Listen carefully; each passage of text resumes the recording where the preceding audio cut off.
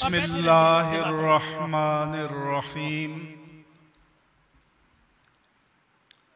अल्हम्दुलिल्लाहि वहदहू ला शरीक लह, हुवल अव्वलु ला अव्वल लह, हुवल आखिरु ला आखिर लह। अस्सलातु वस्सलामु अला मन ला नबिय्य बअदह वला रसूल बअदह वला किताब बाद किताबिह वला शरीयत बाद शरीयतिह वला उम्मत बाद उम्मतिह। सय्यदना व मौलाना व मअवाना व मलजाना मुहम्मद व अला आलिहि व सहबिहि व कुल्ल मन तबिअहुम बिइहसान बाद। अम्मा बाद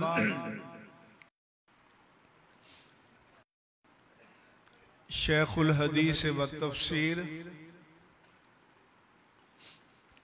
आलिम रब्बानी पीर तरीक़त हज़रत अल्लामा पीर ग़ुलाम रसूल क़ासमी साहिब दामत बरकातुहुम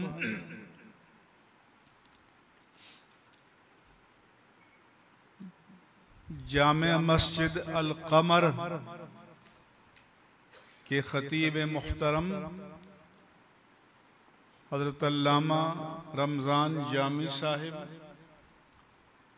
आज की महफिल के दाई और मेज़बान प्रोफेसर अल्लामा अबरार अहमद साहिब, इस जामे मस्जिद की इंतज़ामिया के मुअज़्ज़ज़ ओहदेदारान व अराकीन, हमारे दाएं बाएं तशरीफ़ फरमा रौनक अफरोज़ हज़रात उलमाए किराम, खुतबाए अहले सुन्नत, मुदर्रिसीन किराम, मुअज़्ज़ज़ीन इलाक़ा और हाज़रीन मजलिस, अस्सलामु अलैकुम व रहमतुल्लाहि व बरकातुहू।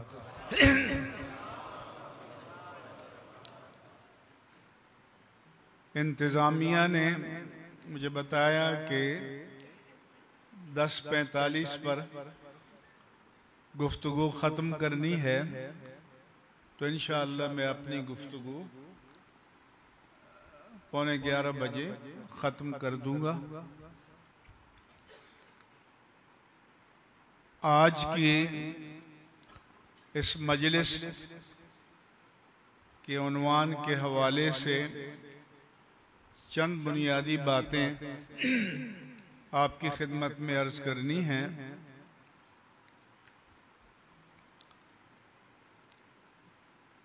पहली बात ये कि आदम अलैहिस्सलाम से लेकर ईसा अलैहिस्सलाम तक बड़ी तादाद में अंबियाए किराम और रसूल एज़ाम वक्तन फ़वक्तन तशरीफ़ लाए। अल्लाह ताला ने कुरान करीम में फरमाया, बरुसुलन क़द क़ससनाहुम अलैक व रुसुलन लम नक़सुसहुम अलैक। ए प्यारे हबीब, बाद रसूलों के वाक़यात हमने आपको बयान किए और बाज के बयान नहीं किए, क्योंकि कुरान मजीद में सिर्फ 26 अंबियाए किराम के नाम आए। बाज के अहादीस और रिवायात में आए हैं। फिर ये भी अल्लाह ने फरमाया व रुसुलन मुबश्शिरीन व मुनज़िरीन, हमने वक्तन फ़वक्तन रसूल भेजे, वो अल्लाह की रहमत की बशारत देते हुए और उसके अजाब से डराते हुए गए। ले अल्लाह यकून लिन्नास अलल्लाहि हुज्जतुम बादर रुसुल। अल्लाह तबारक व तआला बेशते अंबिया की हिकमत ये बताता है कि कल क़यामत के दिन किसी बशर के पास शिर्क पर, कुफ्र पर, दलालत पर, निफाक पर, फिस्क पर, फजूर पर, बदी पर कायम रहने के लिए कोई जस्टिफिकेशन, कोई जवाज, कोई काबिल कबूल दलील बाकी न रहे। अल्लाह की हुज्जत तमाम हो जाए। और जैसा कि हजरत ने फरमाया कि ये उलमाए किराम का वजूद उसी हुज्जत इलाहिया का तसलसल है। आदम अलैहिस्सलाम से लेकर ईसा अलैहिस्सलाम तक किसी नबी के सहीफे और किताब में तकमील दीन का ऐलान नहीं हुआ। आज भी तौरात मौजूद है, इंजील मौजूद है, मुहर्रफी से ही दीगर अंबियाए किराम के सहीफे बाज मौजूद हैं, लेकिन किसी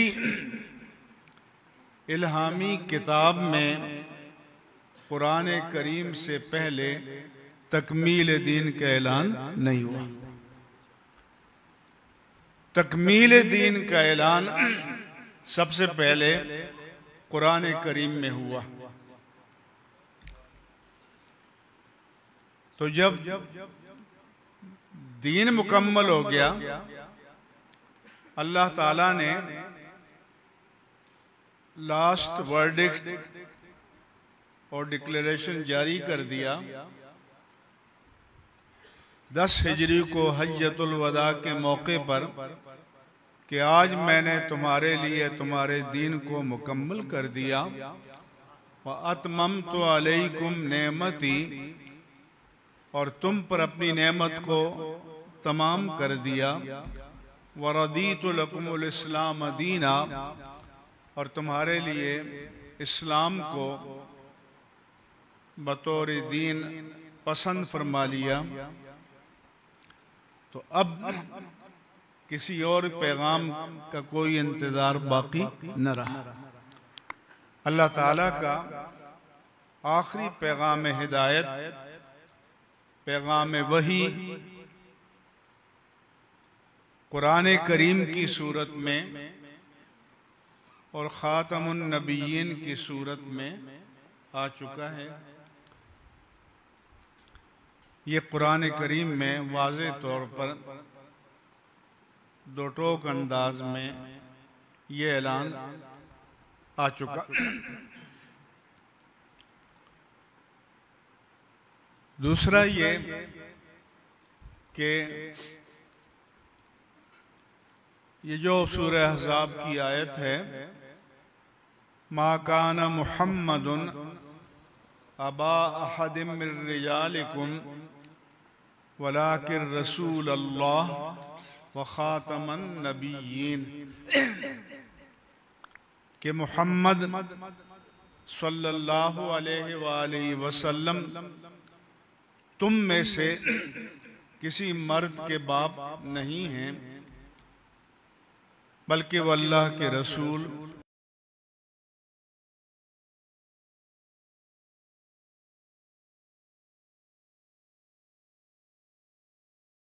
दिया कि न कोई रसूल आ सकता है और न कोई नबी आ सकता है।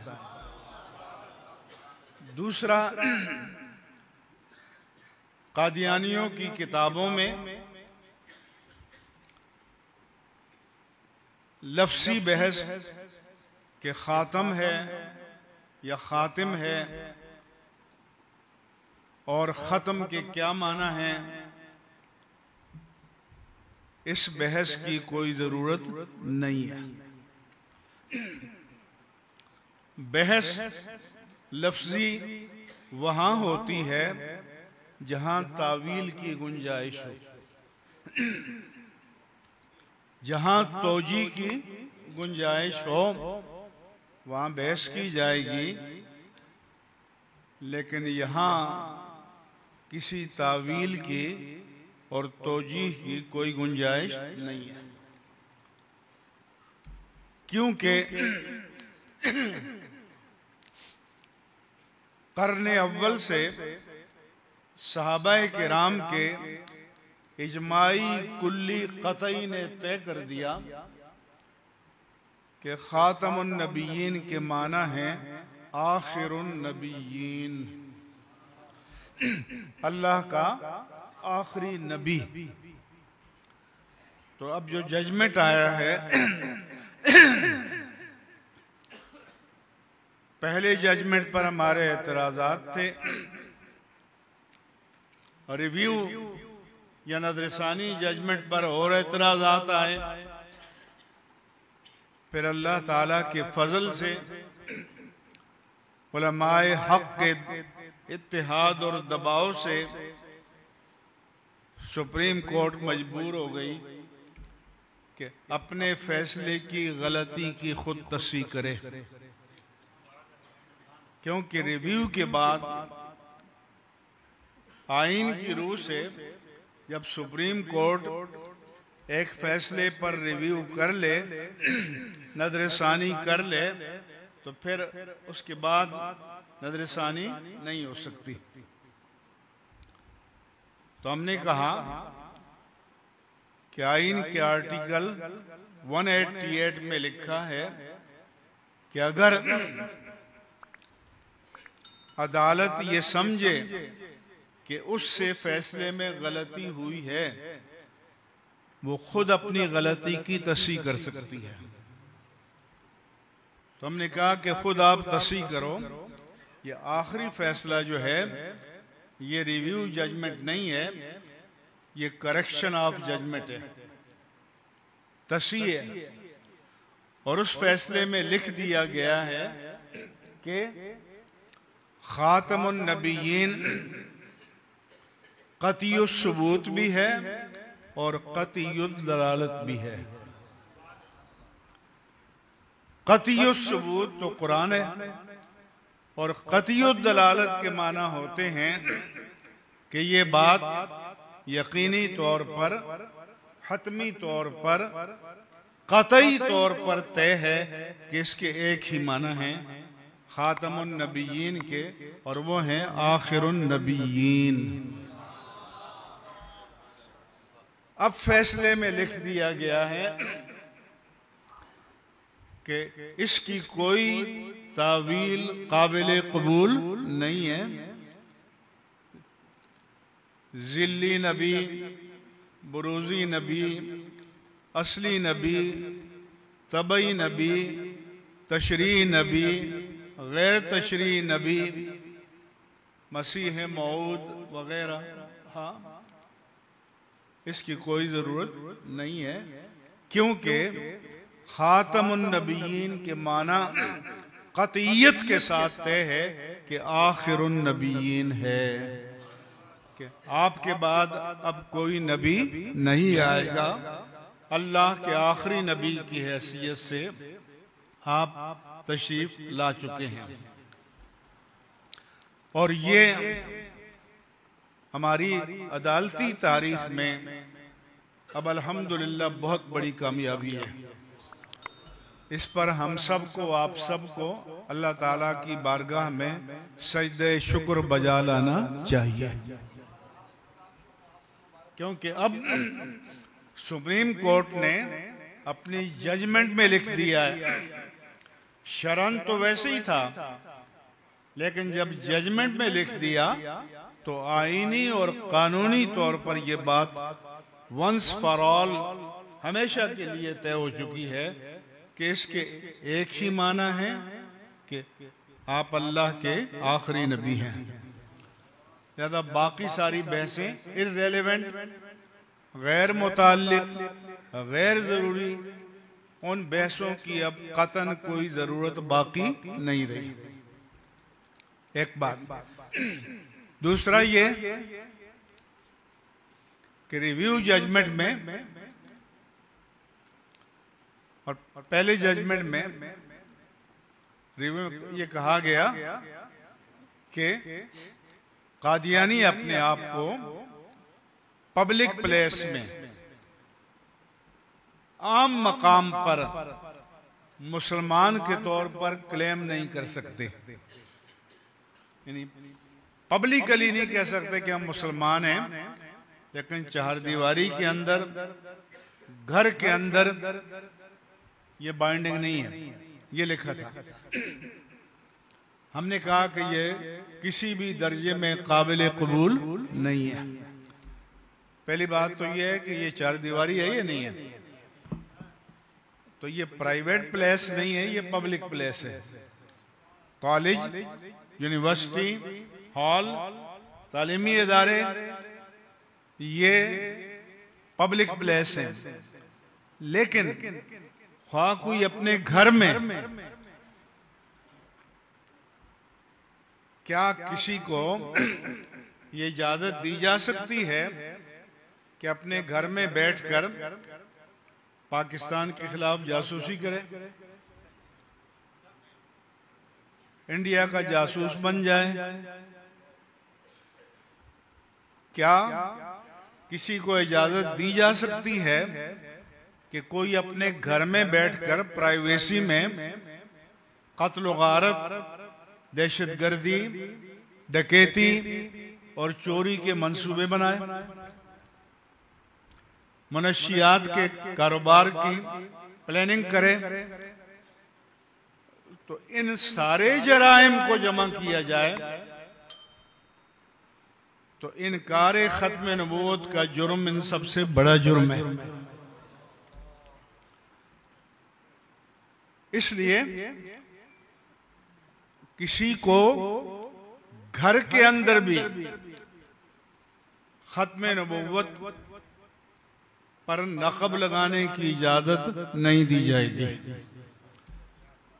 अब तय हो गया। पहले जो चोर दरवाजा रखा था, अब करेक्शन जजमेंट में उसका रास्ता बंद कर दिया गया है और ये अल्लाह पाक का बड़ा करम हुआ है। जब नवाज शरीफ ने 99 में मुशर्रफ को माजूल किया था चीफ ऑफ आर्मी स्टाफ से के ओहदे से, उसने पकड़कर उसको जेल में बंद कर दिया, फिर सजाए मौत दे दी। हालांकि बहसियत वजीर आजम के पास आईनी तौर पर चीफ ऑफ आर्मी स्टाफ को माजूल करने का इख्तियार है। तो उस वक्त चूंकि मुशर्रफ साहब ने पहला अबूरी आइन जारी किया था, तो उसमें इस्लामी दफात को निकाल दिया था, तो कराची में नेशनल पार्क में कायदे अहले सुन्नत अल्लामा शाह मदनी सिद्दीकी रहमहुल्लाह ताला ने बहुत बड़ा जलसा मुनाकिद किया। तो हमने कहा कि मुशर्रफ साहब जो तुम्हारे स्टार उतार दे, हालांकि उसके पास उतारने का इख्तियार है, उसकी सजा सजाए मौत है, तो खत्म नबूवत के स्टार तो अल्लाह ताला ने अता फरमाए। तो किसी की मजाल है कि जो इनको उतारने की कोशिश करे, इसमें नक़ब लगाए। इसलिए मौजूदा जजमेंट में ये चोर दरवाज़ा भी बंद कर दिया गया है। इसके अलावा ये बाहर जाकर कहते हैं हम पर जुल्म हो रहा है।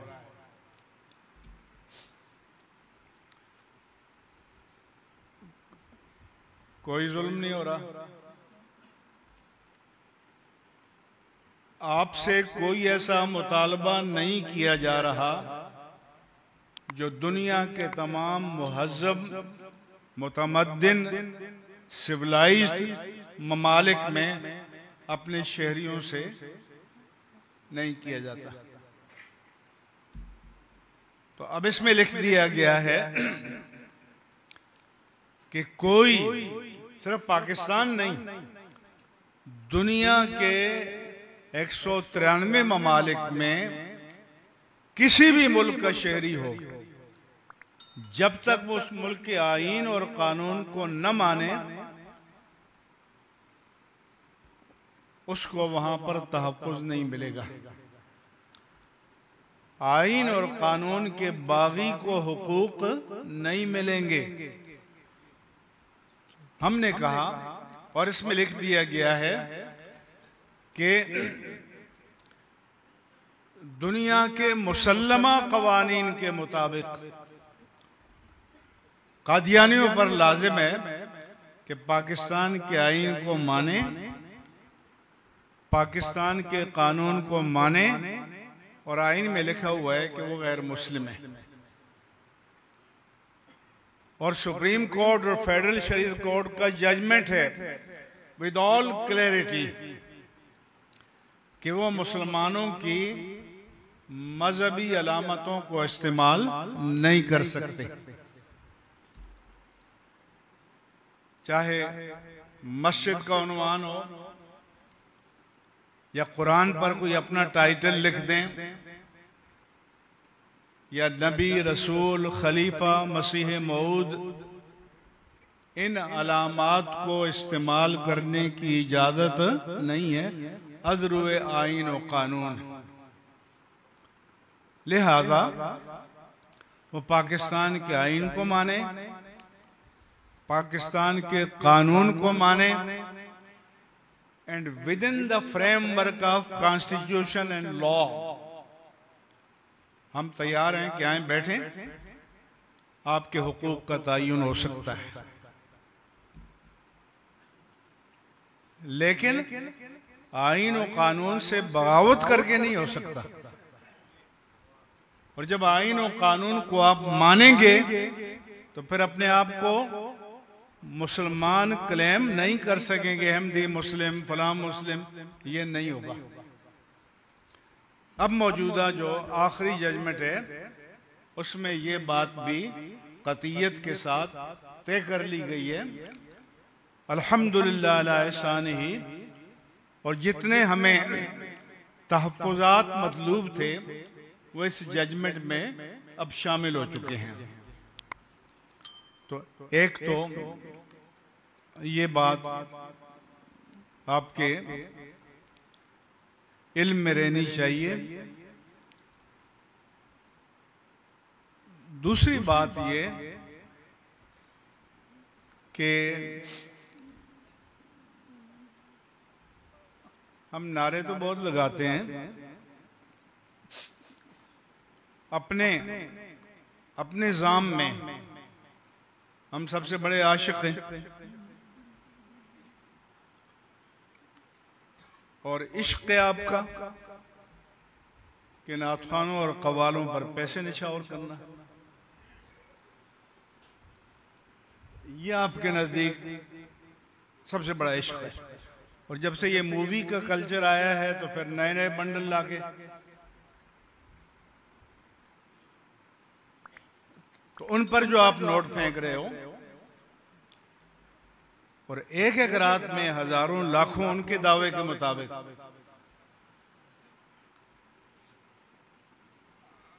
तो आपसे मेरा सवाल है कि अपने दुनियावी कामों में आपकी खोपड़ी काम करती है, आपका दिमाग काम करता है, और दीन का मसला है तो दिमाग को ताले लगा देते हो। इसमें फरमाया कि अफला यतदब्बरून अल कुरान अमला कुलूबिन अक़फ़ालुहा, ये कुरान में गौर क्यों नहीं करते, क्या इनके दिलों को ताले पड़े हुए हैं? तो गुज़श्ता 30 साल आपने यही बड़ा काम किया है कि नाथखानों पर, कवालों पर नोट फेंके हैं। तो फिर मेरा आपसे सवाल है कि जब नामूस रिसालत का मरहला आया, जब नामूस उलूहियत जल्ल व अला का मरहला आया, जब नामूस कुरान करीम का मरहला आया, नामूस अहले बैत व असहाब का मरहला आया, तो पहली सफ में ये नाथखां और कवाल थे? जवाब तो दो, जोर से दो, जोर से। तो फिर बड़े आशिक तो वो हैं आपके नजदीक। तो वहां तो एक माजूर बाबा था। हाँ? तो जब आप ये नोट फेंकते हैं तो अपनी खोपड़ी में सोचते नहीं है कि जब दीन पर वक्त आता है तो मैदान में कौन खड़ा होता है? तो जो दीन पर वक्त आए, तो जब मैदान में कोई खड़ा नजर आए, अगर आप आशिक मुस्तफा हो तो आपको उसके साथ खड़ा होना चाहिए।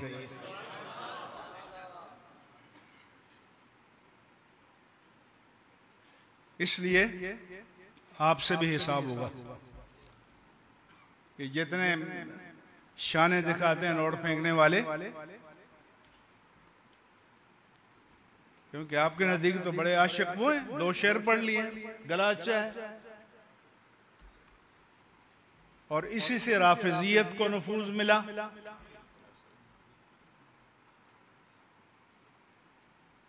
इसलिए आपको भी अपनी तरजीहात को दुरुस्त करने की जरूरत है। आप जो कुछ करते रहे हो उसको रिविजिट करने की जरूरत है। अपने लक्षण, अपने करतूतों को सही करने की जरूरत है। और इन उलमा को के लिए कट मरते हो, जमीन के छोटे से टुकड़े के लिए कट मरते हो, ईमान की हिफाजत के लिए आपको कोई गैरत नहीं आती। तो ये जो बनास्पति सूफी हैं, जिनको दादा साहब ने मुस्तस्विफ कहा है, दादा साहब ने फरमाया कि एक सूफी होता है जो रब की तरफ से पाक दिल लेकर आता है, पाक रूह लेकर आता है, कल्ब मुसफ़्फ़ा मुज़क्का मुजल्ला लेकर आता है। दूसरा मुतसव्विफ है जो इल्म हासिल करके, इबादत करके, रियाजत करके, मुजाहदा करके अपने दिल को पाक करता है। और तीसरा फरमाया कि मुस्तस्विफ है, ये वो भेड़िया है जो सूफी का लिबादा ओढ़कर लोगों को गुमराह करता है, अकीदे पर डाका डालता है। तो हदीस में आया कि अल्लाह तबारक व तआला फरिश्ते को हुक्म देता है, इक़लिब मदीनत कज़ा व कज़ा बिअहलिहा, ऐ मेरे फरिश्ते इस बस्ती को इसके रहने वालों समेत उलट दे। तहो बाला कर दे। फरिश्ता अर्ज करता है कि या अल्लाह इन्न फीहा रजुलन लम यासिका तरफत ऐन, इसमें तेरा बड़ा पाकीज़ा सूफी बंदा है जिसने पलक झपकने के बराबर भी तेरी नाफरमानी नहीं की, उसके बारे में क्या हुक्म है? क्या उसे बचा लिया जाए? मेरा रब फरमाते हैं इक़लिब अलैहि व अलैहिम, उस समेत इस बस्ती को उलट दो। उसके लिए कोई एग्जम्पशन, कोई रिलैक्सेशन, कोई रियायत नहीं है। क्यों? कि अपना जिक्र फिक्र तो करता रहा, लेकिन इन्नहु लम यतमअर फ़िय क़त्तु, जब उसके सामने मेरे दीन की हुदूद को पामाल किया जा रहा था, जब उसके सामने मेरी नामूस पर हमला हो रहा था, जब उसके सामने मेरे हबीब की नामूस पर हमला हो रहा था, मेरे कुरान की नामूस पर हमला हो रहा था, तो उसकी पेशानी पर तो कभी शिकन नमूदार नहीं हुई। इसलिए वो भी काबिल मुआफी नहीं है। और आजकल क्या कहते हैं कि बंदा बड़ा अच्छा है, किसी को कुछ नहीं कहता।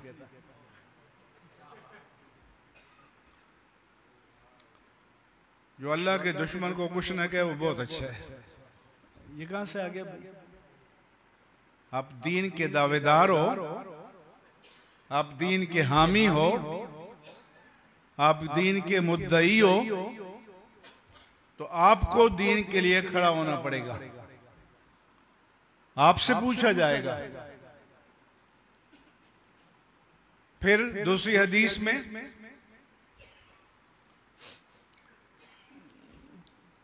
उमैया बिन सालबा खुशनी ने पूछा कि ये हुजूर का अल्लाह का फरमान है, ला यदुर्रुकुम मन दल्ला इज़ा तदैतुम, अगर तुम खुद राय रास्त पर हो तो कोई भटकता है, बहकता है, तुम्हारा कुछ नहीं बिगड़ता। तो पूछा कि क्या हम ला ताल्लुक हो जाएं? दीन की हुदूद को पामाल किया जाए, मुल्क का नाम इस्लामी जमहूरिया पाकिस्तान हो, दस्तूर में लिखा हो कि कुरान और सुन्नत के खिलाफ कोई कानून नहीं बनेगा, और हुदूद इलाही को तोड़ा जाए तो ला ताल्लुक हो जाए कि तुझको पराई क्या पड़ी, अपनी न बैठ दूं। तो उन्होंने कहा कि ये जो तुम्हारे जहन में सवाल आया, कि मेरे जहन में भी आया था, मैंने कायनात के सबसे बड़े खबीर ताजदार कायनात से पूछा कि या रसूल अल्लाह, क्या हम दूसरों से ला ताल्लुक हो जाएं? फरमाया नहीं, बले तमिरू बिल मारूफ व नहो अनिल मुनकर, बल्कि नेकी का हुक्म देते चले जाओ और बुराई से रोकते चले जाओ। ला ताल्लुक नहीं होगे, दीन की सफ में खड़े होगे, अहले दीन की सफ में खड़े होगे। दीन की अक़दार को आपको बचाना होगा। हाँ, एक ऐसा मुश्किल वक्त आ जाए, हत्ता इज़ा रअयतुम शुहन मुतान व दुनिया मुअसरतन व एजाब ज़ीरायन बिरायही, यहां तक कि तुम देखो कि ऐसा वक्त आ गया कि कमीने की इताअत की जा रही है, दुनिया को दीन पर तरजीह दी जा रही है, और बंदा इतना मस्त हो गया है कि अपनी बात को हर्फ आखिर समझता है, और उस वक्त दीन पर चलना इतना मुश्किल हो जाए जैसे आग के खोलते अंगारे को मुट्ठी में लेना। फिर तुम्हारे पास है कि अपने आप को बचाओ, अपने ईमान को, अपने अकीदे को बचाओ, वदाइल अवाम, फिर छोड़। फरमाया कि जो उस वक्त दीन पर कायम रहेगा, जब दीन पर कायम रहना बहुत मुश्किल हो जाएगा, जैसे आग के खोलते हुए अंगारे को मुट्ठी में लेना, तो उसको 50 अफराद के बराबर अजर मिलेगा। सहाबा ने अर्ज की, या रसूल अल्लाह सल्लल्लाहु अलैहि वसल्लम, क्या उस दौर के 50 अफराद के बराबर? 1446 हिजरी के 50 अफराद के बराबर? फरमाया नहीं, तुम्हारे 50 अफराद के बराबर। सहाबा से फरमा रहे मेरे आका, यानी जो जितनी मुश्किलात का सामना करके दीन की हिफाजत के लिए मैदान में आएगा, तो उसका अजर अल्लाह की बारगाह में उतना ही ज्यादा होगा। इससे हुजूर से पूछा गया कि आप या रसूल अल्लाह सल्लल्लाहु अलैहि वसल्लम, आपका सबसे बड़ा आशिक कौन है? तो आप कहेंगे फलाना था। आप तो आसान है, लेकिन अल्लाह के रसूल में कहना मिन अशद्दिन नास हुब्बन ली नासुन, मेरे सबसे बड़े मुहिब वो होंगे नासुन यकूनून मिन वराई, फरमाया कि अभी आए नहीं हैं, आएंगे। लम यरोनी, उन्होंने मुझे देखा नहीं है, मेरे अनवारो तजल्लियात को देखा नहीं है। हर कोई फिदा है बिन देखे, दीदार का आलम क्या होगा? जब हुस्न था उनका जलवा नुमा, अनवार का आलम क्या होगा? तो फरमाया कि वो ये तमन्ना करेंगे कि उनकी जान, माल, सारी मताए हयात व कायनात कुर्बान हो जाए और अल्लाह के हबीब की दीदार की एक झलक नसीब हो जाए। लेकिन नाथानों पर नोट फेंकने से नहीं, कवालों पर दीन के लिए खड़े होने से। फरमाया कि तूबा लिमन रआनी व आमन बी, जो मुझे देखकर मुझ पर ईमान लाया उसके लिए एक बशारत, और तूबा समा मर्रातिन लिमन लम यरनी व आमन बी, और जो बिन देखे मुझ पर ईमान लाया उसके लिए 7 बशारतें हों। इसलिए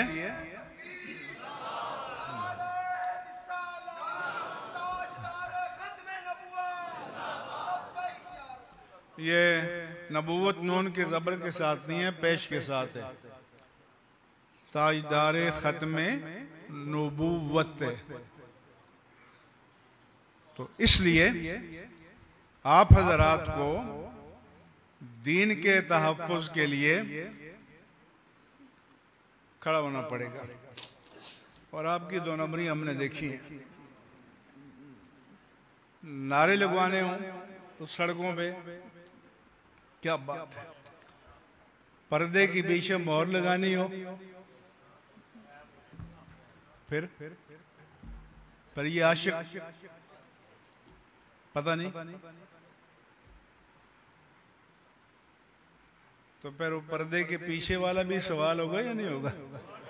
हाँ, कि उस वक्त लब्बैक के नारे याद नहीं आ रहे थे? उस वक्त या रसूलुल्लाह के नारे याद नहीं आ रहे थे? तो 2 अमली इसी को कहते हैं, कहना कुछ और करना कुछ।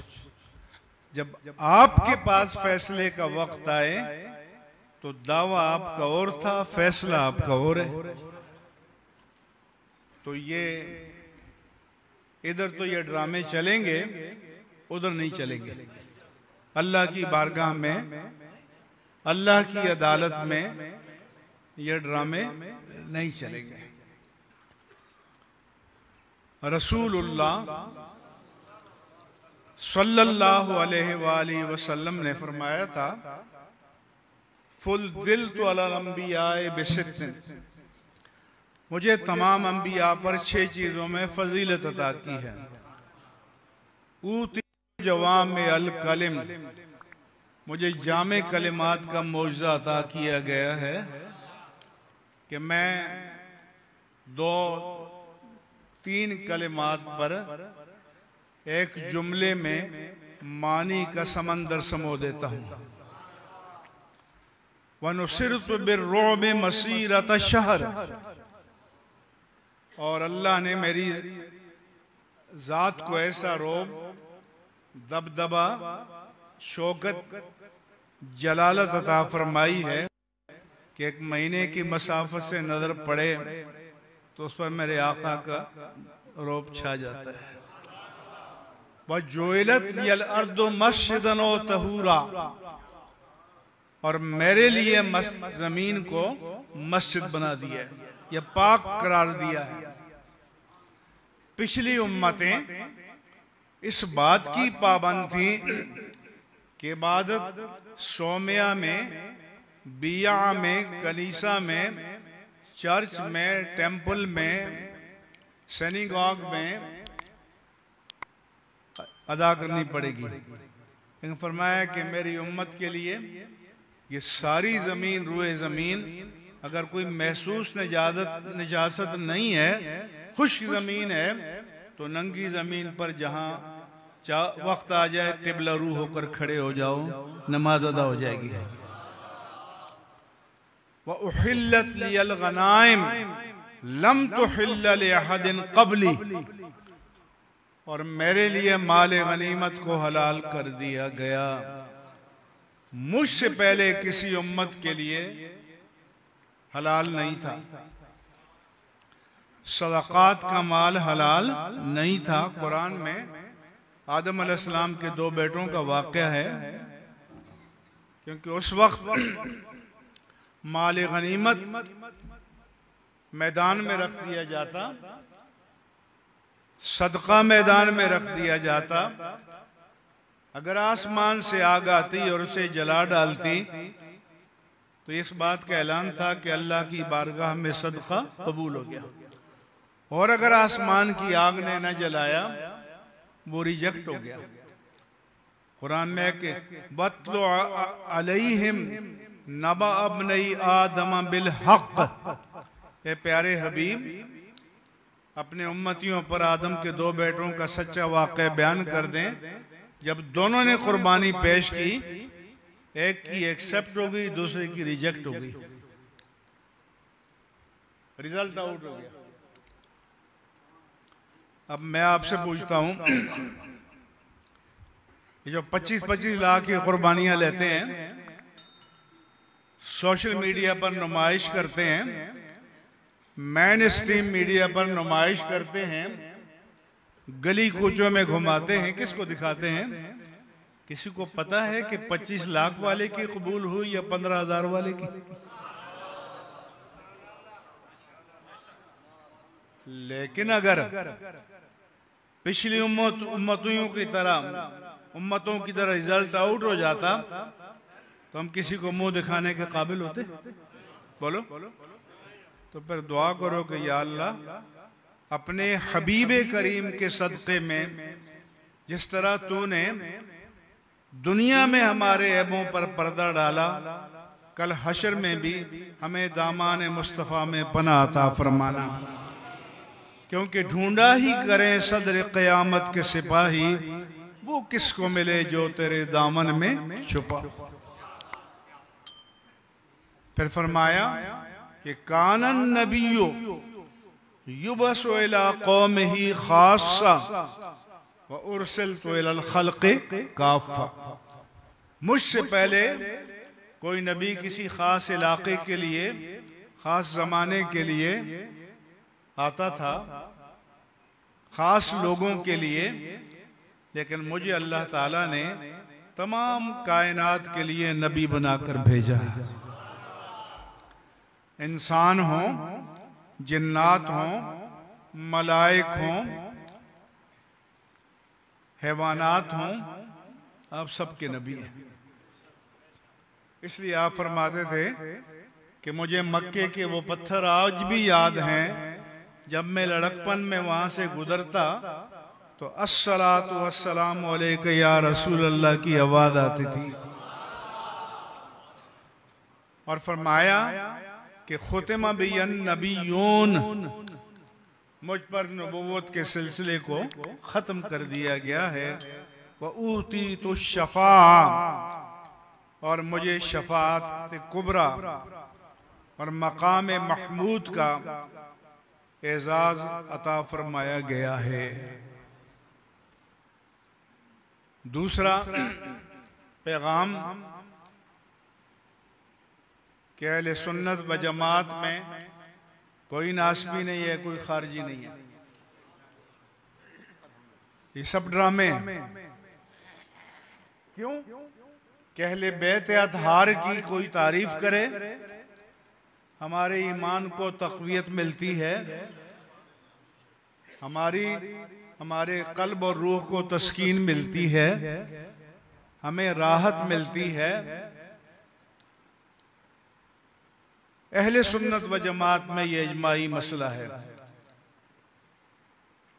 लेकिन अल्लाह के रसूल ने अपने बारे में भी फरमाया कि ला तअतिरूनी कमा अतरतिन नसारल मसीह इब्न मरियम, जैसे नसारा ने मसीह इब्न मरियम की शान बयान करने में मुबालगा किया और मकाम नबुव्वत व रिसालत से उठाकर मकाम उलूहियत में दाखिल कर दिया। इब्नुल्लाह कह दिया, सालिसो सलासा कह दिया। फरमाया कि मेरे लिए इसकी इजाजत नहीं है। इन्नी अब्दुल्लाह व रसूलुहु, मैं अल्लाह का बंदा और उसका रसूल हूं। तो जब नबी के लिए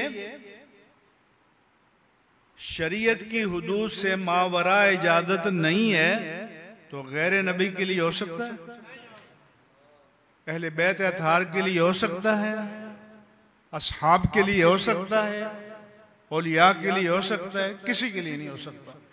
सबकी तारीफ करेंगे तो हुदूद शरीयत के अंदर करेंगे। आज ही मुझे मैसेज आया कि सारे नबियों का पीरखाना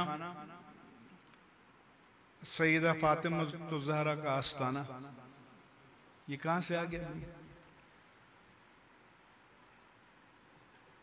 तो ये जो ब्लैकमेल किया जा रहा है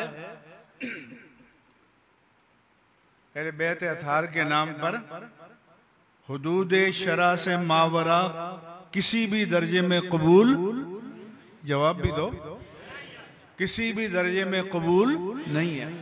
लिहाजा हुदूद शरीयत में अहले बैत की तारीफ करो, खूब करो, खूब करो, खूब करो, लेकिन इसकी आड़ में अगर सराहतन, इशारतन, किनायतन, तारीजन, तोरियतन साहबा की तौहीन करोगे तो ये काबिल कबूल नहीं है। बस ये दो टोक बात है और उलमा को इस पर दो टोक अंदाज में बात करनी चाहिए। किसी मुदाहनत और मसलहत से काम लेने की जरूरत नहीं है। बातिल दुई पसंद है, हक ला शरीक है, शिरकत मयान हक व बातिल न कर कबूल। इसलिए विद ऑल क्लैरिटी ये बात वाज़ेह होनी चाहिए कि आपको कवाल नाथों आकर हिला दें तो आप शरीयत की हुदूद को अंधे बन जाएं। ये कैसे हो सकता है? ये नहीं हो सकता। इसलिए तरफ़्फ़ुज़ का जो फितना है उसके लिए आपको दो टोक मौक़िफ़ इख्तियार करना होगा। कोई पीर है, मीर है, शरीयत उस पर भी हाकिम है, हम पर भी हाकिम है, आप पर भी हाकिम है। शरीयत से मावरा कोई भी नहीं है, शरीयत से मुस्तस्ना कोई भी नहीं है। ये दो टोक बात है, दो टोक पैगाम है। सबको शरीयत की मीज़ान पर परखा जाएगा, शरीयत के मेयार पर देखा जाएगा और उसी पर तोला जाएगा। अल्लाह की अदालत में भी और इस दुनिया में भी शरीयत सब पर हाकिम है।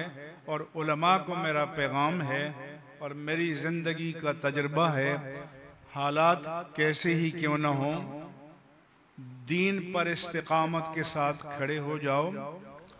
जो इस्तिकामत के साथ और इखलास के साथ दीन पर खड़ा होगा, दीन उसको कभी गिरने नहीं देगा। वमा अलैया इल्लल बलागुल मुबीन।